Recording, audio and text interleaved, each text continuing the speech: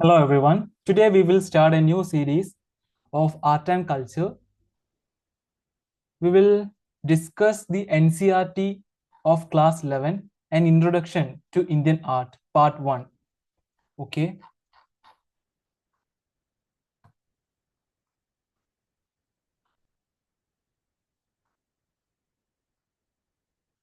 The contents are: first, prehistoric rock paintings; second, art of the Indus Valley; third, arts of the Mauryan period; fourth, post-Mauryan trends in Indian art and architecture; fifth, later mural traditions; sixth, temple architecture and sculpture; 7, Indian bronze sculpture; 8, some aspects of Indo-Islamic architecture. Okay.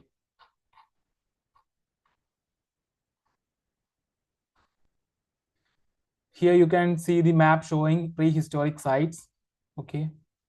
Areas with paintings, area with engravings and paintings, area with engravings, state capitals and other important towns. Okay. So first chapter, prehistoric rock paintings. Prehistoric rock paintings, chapter 1. The distant past, where there was no paper or language or the written word, and hence no books or written documents, is called prehistory, or as we often say, prehistoric times. How people lived in those times was difficult to surmise until scholars began to discover the places where prehistoric people lived. Excavation at these places brought to light old tools, pottery, habitats, bones of ancient human beings and animals, and drawings on cave walls. By piecing together the information deduced from these objects and the cave drawings, scholars have constructed fairly accurate knowledge about what happened and how people lived in prehistoric times. When the basic needs of food, water, clothing, and shelter were fulfilled, people felt the need to express themselves. Painting and drawing were the oldest art forms practiced by human beings to express themselves using the cave walls as their canvas. Why did prehistoric people draw these pictures? They may have drawn and painted to make their homes more colorful and beautiful, or to keep a visual record of their day to day life, like some of us who maintain a diary. Okay. The prehistoric period in the early development of human beings is commonly known as the Old Stone Age or the Paleolithic Age. The prehistoric paintings have been found in many parts of the world. We do not really know if lower Paleolithic people ever produced any art objects, but by the upper Paleolithic times, we see a proliferation of artistic activities. Around the world, the walls of many caves of this time are full of finely carved and painted pictures of animals which the cave dwellers hunted. The subjects of their drawings were human figures, human activities, geometric designs, and symbols. In India, the earliest paintings have been reported from the upper Paleolithic times. Okay. It is interesting to know that the first discovery of rock paintings was made in India in 1867 to 68 by an archaeologist, Archibald Carrel. Archibald Carrel, 12 years before the discovery of Altamira in Spain. Okay. Cockburn, Anderson, Mitra, and Ghosh were the early archaeologists who discovered a large number of sites in the Indian subcontinent.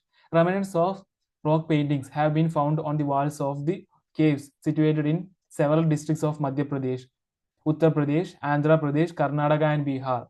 Some paintings have been reported from the Kumaon Hills in Uttarakhand also. So Kumaon Hills is in Uttarakhand. Okay, the rock shelters on banks of river Suyal at Lekudiyar, about 20 kilometers on the Almora Barachina Road, bear these prehistoric paintings. Lekudiyar literally means 1 lakh caves. The paintings here can be divided into 3 categories: man, animal, and geometric patterns in white, black, and red ochre. Humans are represented in stick like forms. Okay. A long snouted animal, a fox, and a multiple legged lizard are the main animal motifs. Wavy lines, rectangle-filled geometric designs, and groups of dots can also be seen here. One of the interesting scenes depicted here is the hand-linked dancing human figures. There is some superimposition of paintings. The earliest are in black. Over these are red ochre paintings, and the last group comprises white paintings. From Kashmir, two slabs with engravings have been reported. The granite rocks of Karnataka and Andhra Pradesh provided suitable canvases to the Neolithic man for his paintings. There are several such sites, but more famous among them are Kuppagallu, Piklihal, and Tekalkota. Three types of paintings have been reported from here: paintings in white, paintings in red ochre over a white background, and paintings in red ochre. These paintings belong to the late historical, early historical, and Neolithic periods.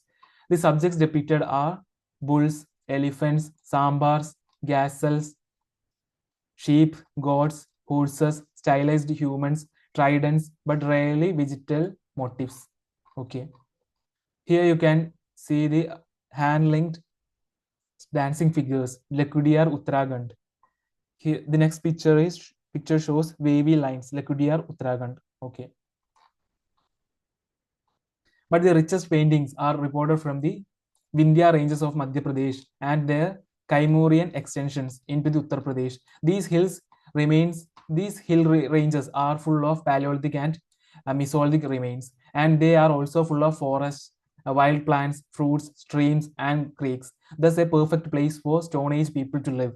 Among these, the largest and most spectacular rock shelter is located in the Vindhya Hills at Bimbedka in Madhya Pradesh. Bimbedka is located 45 kilometers south of Bhopal in an area of 10 square kilometers, having about 800 rock shelters, 500 of which bear paintings. The caves of Bimbedka were discovered in 1957 to 58 by eminent archaeologist V.S. Vakkangar, and later on many more were discovered. Vakkangar spent several years in surveying these inaccessible hills and jungles to study these paintings. Cave entrance, Bimbedka, Madhya Pradesh. Okay.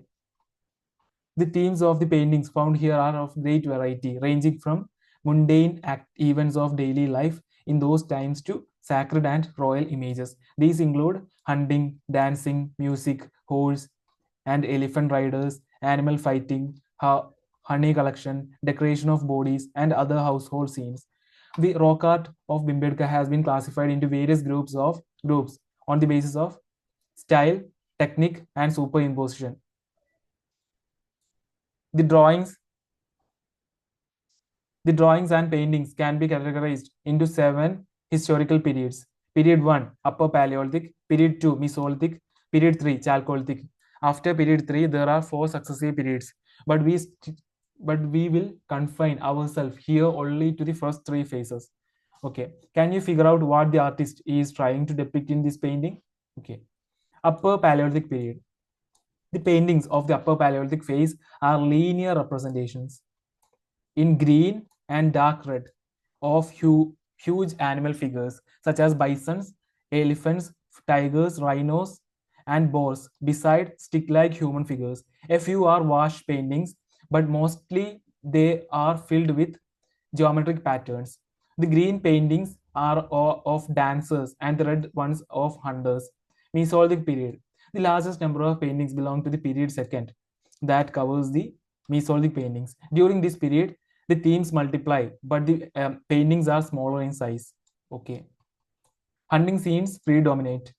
The hunting scenes depict the people hunting in groups, armed with barbed spears, pointed sticks, arrows, and bows. In some paintings, these primitive men are shown with traps and snares, probably to catch animals. The hunters are shown wearing simple clothes and ornaments. Sometimes men have been adorned with elaborate headdresses and sometimes painted with masks also.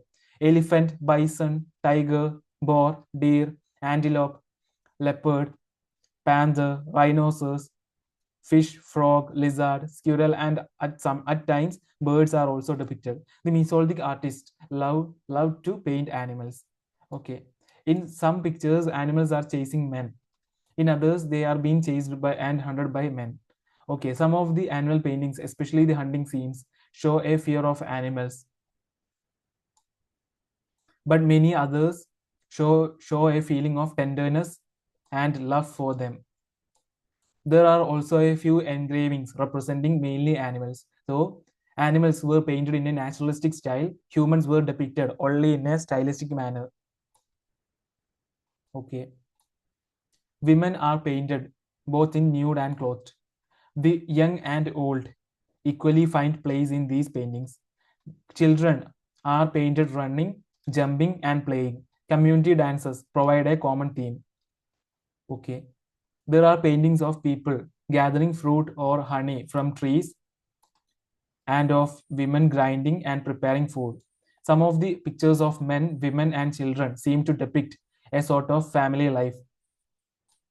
In many of the rock shelters, we find handprints, first fist prints, and dots made by the fingertips. Okay, one of the few images showing only one animal, Bimbedka. Okay, Chalcolithic period. Period 3 covers the Chalcolithic period. The paintings of this period reveal the association, contact, and mutual exchange of requirements of the cave dwellers of this area with settled agricultural communities of the Malwa Plains. Many a time, Chalcolithic ceramics and rock paintings bear common motifs. Example, cross-hatched squares, lattices, pottery, and metal tools are also shown. But the vividness and vitality of the earlier periods disappear from these paintings. The artists of Bimbedka used many colors, including various shades of white, yellow, orange, red ochre, purple, brown, green, and black. But white and red were their favorite colors. The paints were made by grinding various rocks and minerals. They got red from hematite, known as Geru in India. The green came from a green variety of stone called chalcedony. Okay, white might have been made out of limestone. Okay, the rock of mineral was first ground into a powder. This may then have been mixed with water and also with some thick or sticky substance such as animal fat or gum or resin from trees. Brushes were made of plant fiber. What is amazing is that these colors have survived thousands of years of adverse weather conditions. It is believed that the colors have remained intact because of the chemical reaction of the oxide present on the surface of the rocks. Okay, here is a painting showing a man being hunted by a beast, Bimbedka. Okay, why has the animal been shown so big and man so small? Okay, well, okay, the artist here made their paintings on the walls and ceilings of the rock shelters. Some of the paintings are reported from the shelters where people lived, but some others were made in places which do not seem to have been living spaces at all. Perhaps these places and some religious importance had some religious importance. Some of the most beautiful paintings are very high up on rock shelters or close to the ceilings of the rock shelters. One may wonder why early human beings chose to paint on a rock in such an uncomfortable position. The paintings made at these places were perhaps for people to be able to notice them from a distance. The paintings, though, from the remote past do not lack pictorial quality. Despite various limitations such as acute working conditions, inadequate tools, materials, etc., there is a charm of simple rendering of scenes of the environment in which the artist lived. The men shown in them appear adventurous and rejoicing in their lives. The animals are shown more youthful and majestic than perhaps they actually are. The primitive artists seem to possess an intrinsic passion for storytelling. Okay, these pictures depict in a dramatic way both men and animals engaged in the struggle for survival. In one of the scenes, a group of people have been shown hunting a bison. Okay, in the process, some injured men are depicted lying scattered on the ground. Okay, in another scene, an animal is shown in the agony of death, and the men are depicted dancing. These kinds of hunting scenes predominate in Mesolithic paintings. There is one such scene where a group of people are shown hunting a bison. Some injured men are depicted lying scattered on the ground. These paintings show mastery in the skill of drawing these forms. Okay, hunting scene is depicted here. Here is the dancing scene. In this picture, hand-linked figures in dancing mode are shown.